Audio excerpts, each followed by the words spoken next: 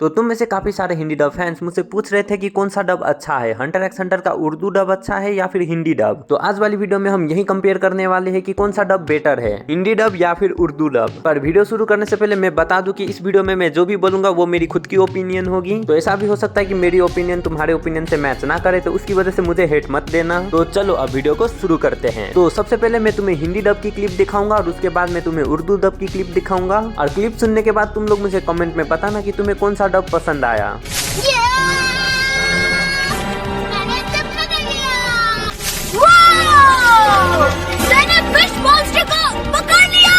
अब जब मैंने ये दोनों डब को सुना, मुझे दोनों ही डब बहुत ज्यादा पसंद आया। तो इसी के लिए मैंने हंटर एक्स हंटर एनिमे के 2 एपिसोड मैंने दोनों डब में देखे। और सच बताओ तो मुझे कहीं ना कहीं उर्दू डब थोड़ा सा ज्यादा पसंद आया, क्योंकि जब मैंने इसके साइड कैरेक्टर को भी कंपेयर किया एक आपस की डबिंग के साथ, तो मुझे जो आवाज पसंद आया साइड कैरेक्टर के ऊपर वो था उर्दू डब। तो अब मैं तुम्हें कुछ क्लिप्स दिखाऊंगा, तो तुम भी मुझे बताना कि तुम्हें कौन सा पसंद आया। हाँ, वो एक हफ्ते से इसी कोशिश में लगा हुआ है। तुमने उससे वादा किया है कि अगर उसने मास्टर पकड़ लिया तो उसे हंटर एग्जाम देने दोगी। क्या बेवकूफी है, 5 बड़े आदमी मिलकर भी उस मास्टर को पकड़ नहीं पाए, तो फिर एक छोटा बच्चा ये काम कैसे कर सकता है। तो ये जो मैंने तुम्हें अभी क्लिप दिखाया वो है उर्दू डब का क्लिप। और अगर तुम साइड कैरेक्टर की भी वॉइस देखो तो तुम्हें काफी ज्यादा पसंद आएगा। तो अब मैं तुम्हें हिंदी डब की क्लिप दिखाऊंगा। हाँ, वो एक हफ्ते से उसी काम में लगा हुआ है। अगर कौन लेक मास्टर को पकड़ लाया तो क्या सच में तुम उसे हंटर एग्जाम देने दोगी? वो बेवकूफ है, 5 लोग मिलकर भी उस राक्षस को झील से बाहर नहीं निकाल पाए थे, तो बच्चा कैसे निकाल पाएगा।